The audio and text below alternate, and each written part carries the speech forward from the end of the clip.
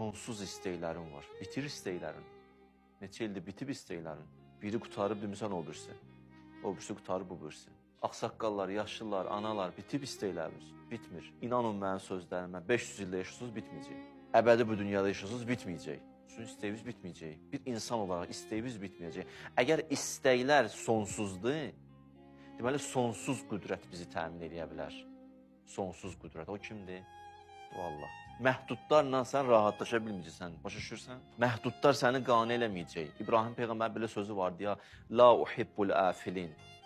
Mən qürub edənləri sevmirəm.